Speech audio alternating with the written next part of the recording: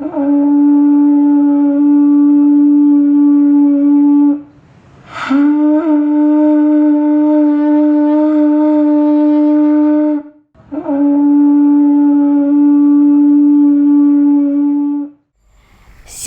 para pemirsa Taburan Injil di mana saja berada, yang ada di wilayah Klasis Yapen Selatan, dengan saya Pendeta Yuliana Ida Kemesle, Ketua Jemaat dari Jemaat GKI Yerusalem Waina Kawini.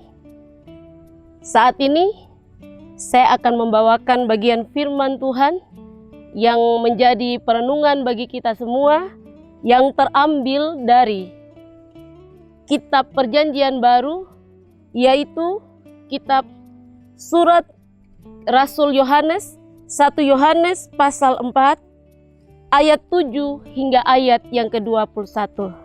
Sebelum kita ada dalam perenungan firman Tuhan, mari kita bersatu dalam doa, kita berdoa. Allah pencipta langit dan bumi, Allah di dalam nama Yesus Kristus dan Roh Kudus. Di saat ini Bapa, kami ada dalam persekutuan di mana kami hendak membaca dan merenungkan bagian firman-Mu. Kiranya bagian firman Tuhan yang sebentar kami taburkan, firman itu menjadi kekuatan bagi kami semua, selaku bagian daripada permisa di mana saja yang ada dan mengikuti channel Taburan Injil, baik yang ada di Klasis Yapen Selatan ataupun di mana saja. Kiranya Tuhan yang empunya kami, penuhi kami dengan kuat kuasa Roh-Mu yang kudus, supaya bagian firman ini ada dan tinggal dalam hati dan kehidupan kami. Bagian firman ini menuntun kami dalam jalan-jalan kehidupan. Inilah kami ya Bapa, kami telah siap untuk membaca dan merenungkan bagian firman-Mu. Amin. Pembacaan kita yang terambil dari Kitab Perjanjian Baru, 1 Yohanes pasal 4, ayat 7 hingga ayat yang ke-21, yang berbicara kepada kita dengan judul Allah adalah kasih. Saudara-saudaraku yang kekasih, marilah kita saling mengasihi, sebab kasih itu berasal dari Allah. Dan setiap orang yang mengasihi lahir dari Allah dan mengenal Allah.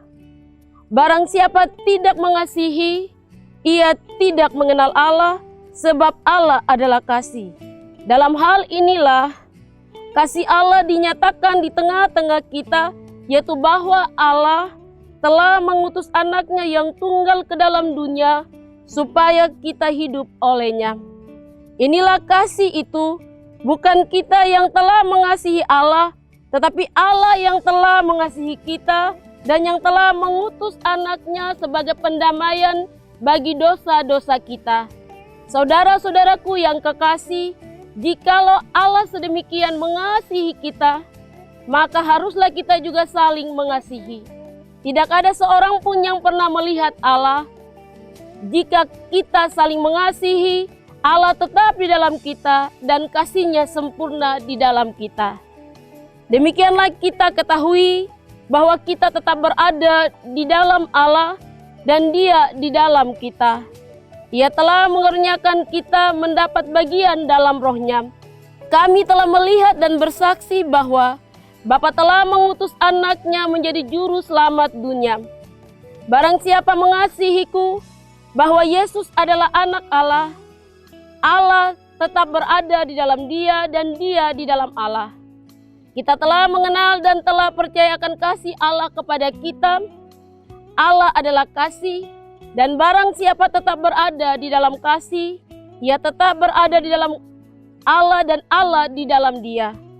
Dalam hal inilah kasih Allah sempurna di dalam kita, yaitu kalau kita mempunyai keberanian percaya pada hari penghakiman. Karena sama seperti Dia, kita juga ada di dalam dunia ini, dan di dalam kasih tidak ada ketakutan. Kasih yang sempurna melenyapkan ketakutan, sebab ketakutan mengandung hukuman, dan barang siapa takut, ia tidak sempurna di dalam kasih. Kita mengasihi karena Allah lebih dahulu mengasihi kita. Jikalau seorang berkata, aku mengasihi Allah dan ia membenci saudaranya, maka ia adalah pendusta. Karena barang siapa tidak mengasihi saudaranya yang dilihatnya, tidak mungkin mengasihi Allah yang tidak dilihatnya. Dan perintah ini kita terima dari Dia, barang siapa mengasihi Allah, ia harus juga mengasihi saudaranya. Demikianlah jauh bagian pembacaan firman Tuhan. Dikatakan berbahagia apabila kita mau membaca dan merenungkan bagian firman ini dalam kehidupan kita hari lepas hari. Permisa taburan Injil yang dikasihi dalam kasih Kristus, dari bagian pembacaan firman Tuhan yang telah kita baca tadi, dari kitab 1 Yohanes pasal 4 ayat 7 hingga ayat yang ke-21, yang berbicara kepada kita Allah adalah kasih. Dengan tema bagi kita, di dalam kasih tidak ada ketakutan.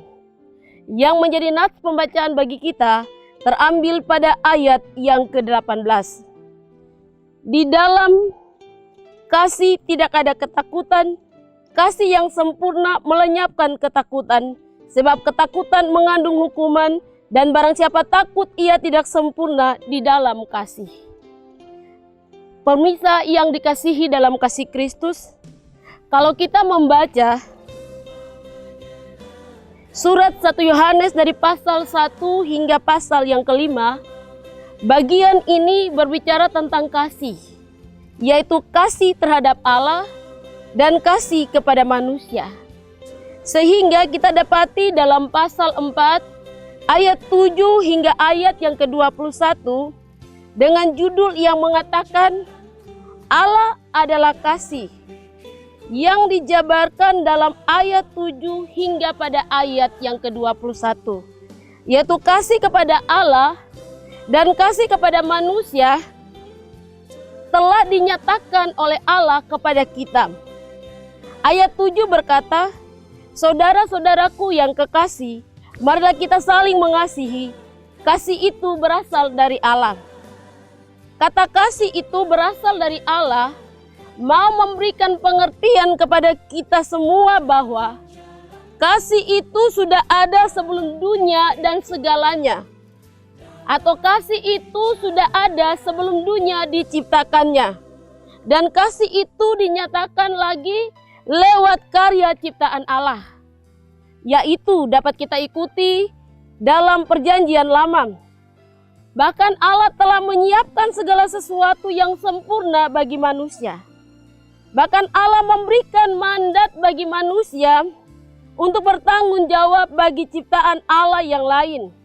Bagian ini dapat kita baca dalam kitab Perjanjian Lama, Kejadian pasal 2 ayat 1 hingga ayat yang ke-25. Yang berbicara kepada kita adalah manusia dan Taman Eden. Namun manusia tidak menjaga kepercayaan Allah, maka manusia diusir dari Taman Eden. Bukan berarti Allah tidak mengasihi manusia. Allah tetap mengasihi manusia. Terbukti ketika kejahatan merajalela, ada manusia yang diselamatkan oleh Allah, yaitu Nuh dan keluarganya. Dapat kita baca dalam Kejadian pasal 6 ayat 1 hingga ayat yang ke-8. Bahkan Allah membuat perjanjian dengan Nuh tidak akan menghukum dunia lagi dengan air bah. Itu dapat kita baca dalam kitab Kejadian pasal 6, dalam kitab Kejadian pasal 9, bahkan dalam bagian-bagian yang telah menjelaskan kepada kita tentang situasi yang dialami oleh Nuh. Dari penjelasan dari beberapa bagian dalam kitab Perjanjian Lama mau menyatakan kepada kita bahwa kasih Allah itu ada dari dulu sampai sekarang, dan kasih Allah itu tetap ada sampai selama-lamanya. Sehingga di Perjanjian Baru Allah ada lewat Kristus Yesus supaya manusia lebih mengenal Allah dan kasih-Nya. Wujud nyata perbuatan Allah bagi manusia yaitu pengorbanan Kristus di kayu salib. Dalam kitab Injil Yohanes pasal 3 ayat 16 berkata, karena begitu besar kasih Allah akan dunia ini, sehingga ia telah mengaruniakan anaknya yang tunggal, supaya setiap orang yang percaya kepadanya tidak binasa, melainkan beroleh hidup yang kekal. Karena kasih Allah itulah kita diselamatkan. Maka Rasul Yohanes menegaskan dalam surat 1 Yohanes pasal 4 ayat 8 dan ayat yang 9 berkata bahwa barang siapa tidak mengasihi, ia tidak mengenal Allah, sebab Allah adalah kasih. Dalam hal inilah kasih Allah dinyatakan di tengah-tengah kita, yaitu bahwa Allah telah mengutus anaknya yang tunggal ke dalam dunia supaya kita hidup olehnya. Pemirsa yang dikasihi dalam kasih Kristus, nas kita pada saat ini pada ayat yang ke-18 berkata, di dalam kasih tidak ada ketakutan, kasih yang sempurna melenyapkan ketakutan. Sebab ketakutan mengandung hukuman, dan barang siapa takut, ia tidak sempurna di dalam kasih. Takut, kalau kata takut disamakan dengan merasa gentar atau ngeri menghadapi sesuatu yang dianggap mendatangkan bencana. Tidak berani berbuat sesuatu, tidak berani untuk menempuh segala sesuatu, ada dalam kewaspadaan dan terkungkung dalam keadaan tidak dapat melakukan apa-apa. Itulah kata takut.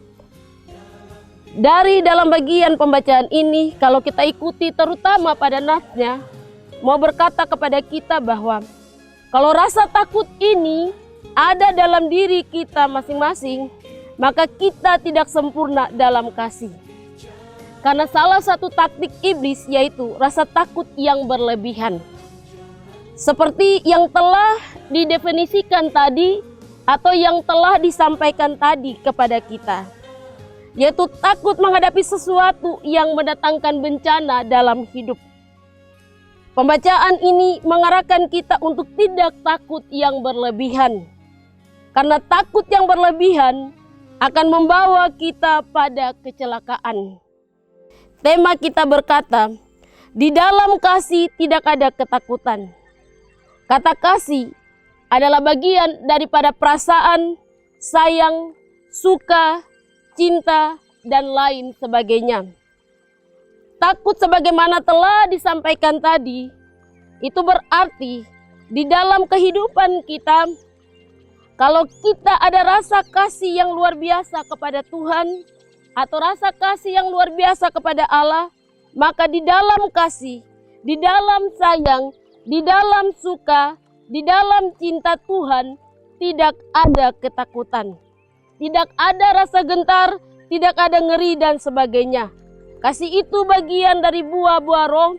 Roh itu berasal dari Kristus yang memberikan kekuatan kepada kita untuk menghadapi segala hal dalam dunia ini, baik itu tantangan maupun rintangan yang datang silih berganti dalam hidup setiap kita hari lepas hari. Di dalam kasih ada kemurahan, ada kebaikan, ada kesetiaan, ada kelemah lembutan, ada penguasaan diri. Bagian-bagian ini merupakan buah-buah roh yang harus ada dalam diri seseorang. Ketika hal-hal ini ada dalam diri seseorang, maka ia mampu menghadapi segala pergumulan kehidupan. Karena kasih mengalahkan ketakutan. Kasih berarti memperhatikan orang lain, memberikan tumpangan kepada orang lain, membantu mereka yang berkekurangan, membantu atau menolong mereka yang terluka, atau ada dalam situasi-situasi tertentu bagi setiap orang dalam kehidupan ini. Merasakan apa yang dirasakan dan terus ada dalam perjalanan hidup ini dengan menunjukkan bahwa kehidupannya telah menunjukkan kasih Allah yang luar biasa yang nampak dalam dirinya. Di dalam bagian ini Rasul Yohanes mengatakan, jika seorang memiliki harta lebih tetapi tetap menutup mata atau pura-pura tidak tahu terhadap saudara-saudara yang kekurangan, berarti di dalam dirinya tidak ada kasih Allah. Barang siapa tidak mengasihi, ia tidak mengenal Allah, sebab Allah adalah kasih. Permisa, taburan Injil di mana saja berada, dari bagian pembacaan ini dan perenungan ini, yang terambil dari kitab 1 Yohanes pasal 4 ayat 7 hingga ayat yang ke-21 dapat dikatakan kepada kita bahwa Allah adalah kasih. Barang siapa tetap berada di dalam kasih, ia tetap berada di dalam Allah. Dan Allah di dalam dia, maka ia tetap menjadi bagian dari milik Allah.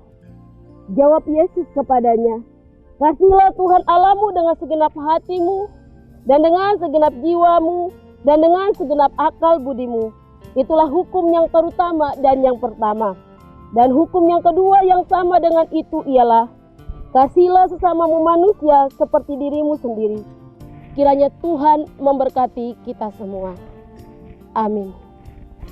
Permisa taburan Injil yang dikasihi dalam kasih Kristus, demikianlah renungan kita di saat ini yang berbicara kepada kita dengan tema tadi, di dalam kasih tidak ada ketakutan.